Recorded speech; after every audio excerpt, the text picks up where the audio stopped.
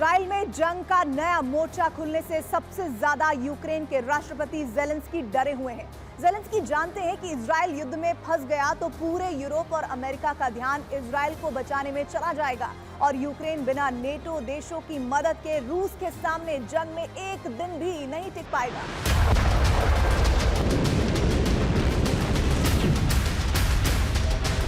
इसीलिए इजराइल की जंग को जेलेंस्की ने तुरंत यूक्रेन की जंग से जोड़ दिया। जेलेंस्की ने साफ साफ कहा कि इजराइल पर हुए बेरहम हमले के पीछे कोई और नहीं बल्कि वही है जिसने यूक्रेन में बारूद भर दिया। The same evil, and the only difference is that there is a terrorist organization that attacked Israel, and here is a terrorist state that attacked Ukraine. Such a war, just as Russia has captured thousands of Ukrainian children during its aggression against Ukraine.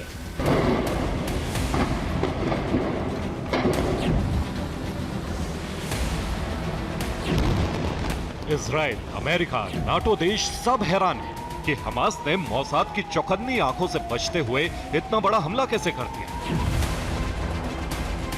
कैसे Hamas ने एक ही दिन में Israel की तरफ 7,000 से ज्यादा rocket दाग दी। हमास के पास एक साथ इतने रॉकेट आए कहां से? एक साथ इतने बड़े हमले की प्लानिंग किसने की? हमास के लड़ाकों को इस तरह के युद्ध की ट्रेनिंग कहां से मिली? इजराइल के हाईटेक सुरक्षा चक्र में सेंध लगाने की योजना कैसे बनाएंगे?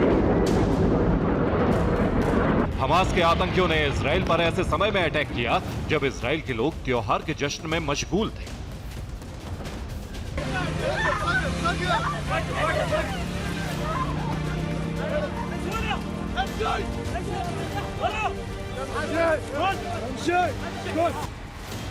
इजराइल का क्रोध 7वें आसमान पर है। गाजा पट्टी पर बेहिसाब बमबारी हो रही है, लेकिन इतने के बाद भी इजराइल पर हमले रुके नहीं हैं।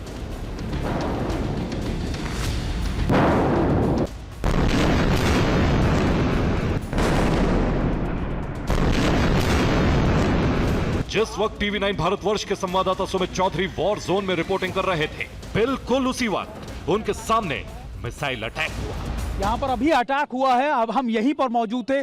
ताबड़तोड़ कई रॉकेट से दागे गए और देखिए लाइव अभी भी आप फटते हुए नजर आ जाएंगे आपको कई जगह, क्योंकि कई स्प्लिंटर से अटैक किया गया है, कई रॉकेट दागे गए हैं। अब ये लाइव तस्वीरें हम आपको दिखा रहे हैं। ये साउथ इलाका है इजराइल का और देखिए लगातार मैं आपको बता रहा था कि कितना पैनिक है यहाँ पर। अभी भी कई जगहों पर हम उस एपिसेंटर में है जो गाजा पट्टी के ठीक पास है और देखिए तस्वीरें हम अपने दर्शकों को सीधे पहुंचा रहे हैं कि आप देखिए।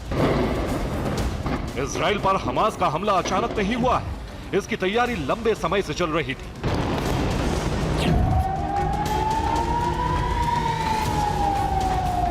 युद्ध का एपिसेंटर गाजा पट्टी है, लेकिन माना जा रहा है कि इस युद्ध की रणनीति क्रेमलिन में तैयार की गई है।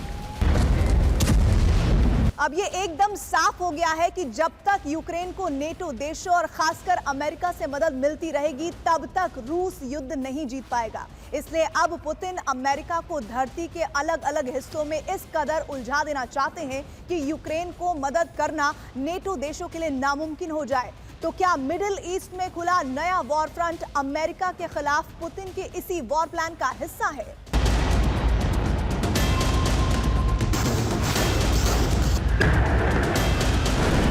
7 अक्टूबर की सुबह इजराइल पर जो हमले किए गए उनकी स्क्रिप्ट पहले ही लिखी जा चुकी थी। 1-2 दिन पहले नहीं बल्कि पूरे 1 साल पहले। सितंबर 2022 से ही इजराइल पर हमले की तैयारियां शुरू कर दी गई थी।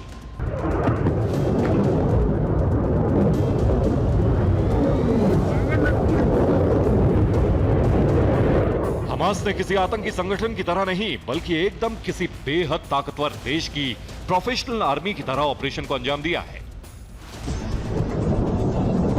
अब समझिए इजराइल पर हमास ने किस अंदाज में हमले किए और कैसे उसके पीछे खड़े रणनीतिकारों ने अमेरिका को उलझाने के लिए ये युद्ध शुरू कराया।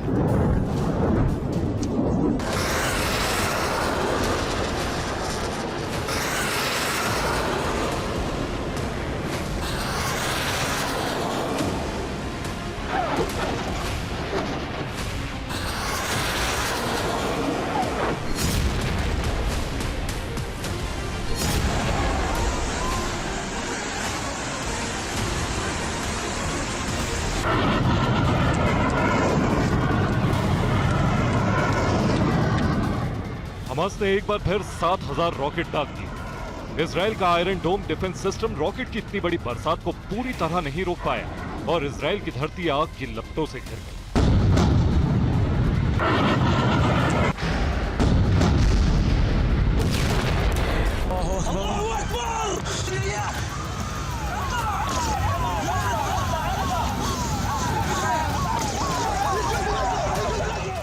रॉकेट की बरसात के बाद हमास ने इजराइल के अंदर घुसपैठ के लिए मोटराइज्ड पैराग्लाइडर्स का इस्तेमाल किया।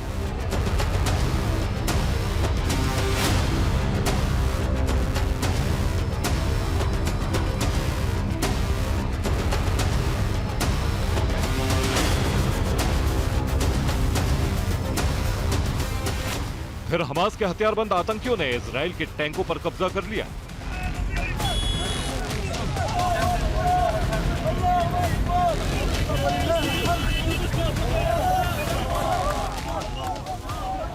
इजरायली फौज के जवानों की हत्या कर दी।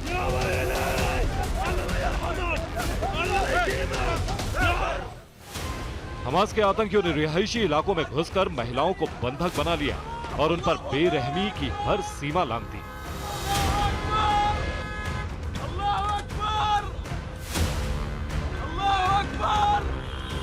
सवाल यह है कि अब तक इजराइल से हमेशा मार खाने और अपने अस्तित्व के लिए लड़ने वाला हमास अचानक इतना ताकतवर कैसे हो गया?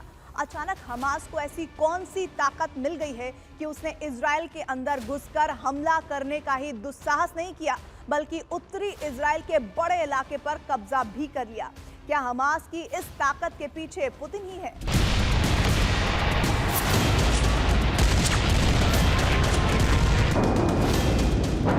व्लादिमीर पुतिन ने यूक्रेन युद्ध शुरू होने के बाद से ही अमेरिका के खिलाफ धरती के कई हिस्सों में जो व्यू रचना शुरू की थी, उसका सबसे अहम मोहरा था हमास।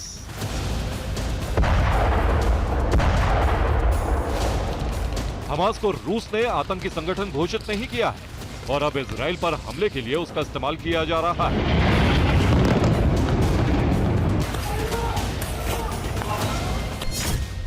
ये है हमास का लीडर इस्माइल हानिया। 10 सितंबर 2022 को इस्माइल हानिया मॉस्को पहुंचा। हानिया के साथ हमास की टॉप लीडरशिप का प्रतिनिधिमंडल था। हानिया की मुलाकात रूसी विदेश मंत्री सरगेई लावरोव से हुई। मई 2022 में हमास का एक डेलीगेशन मॉस्को पहुंचा। यहां विदेश मंत्रालय के अधिकारियों से उसकी मुलाकात हुई। मई में ही यरूशलेम के टेंपल माउंट में अल अक्सा हिंसा होने के बाद यह मुलाकात हुई। हमास रूस से अपने लिए समर्थन मांगने पहुंचा था। 14 मार्च 2023 को मॉस्को से फिर हानिया को न्योता मिला था। हमास और रूसी विदेश मंत्रालय के अधिकारियों की बीते एक साल में कई बैठकें हुई हैं। माना जा रहा है कि हमास को ईरान और रूस का समर्थन मिलने के बाद ही इजराइल पर हमला किया गया है और ये यूक्रेन को मदद देने के बदले अमेरिका से पुतिन का प्रतिशोध है।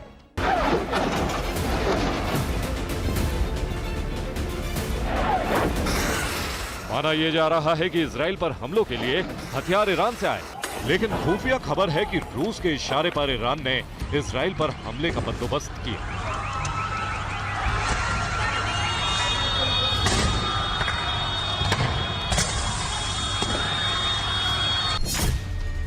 इसलिए अब यह माना जा रहा है कि इजराइल पर हमले के मास्टरमाइंड पुतिन हो सकते हैं और इन हमलों का प्रायोजक ईरान।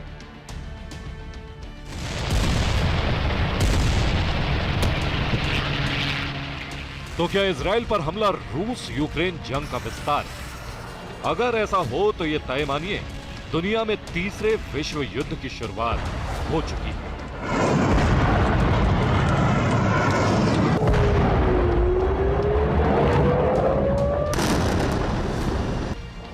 और आने वाला वक्त दुनिया को वो तबाही दिखाएगा जिसकी कल्पना तक कर पाना असंभव है।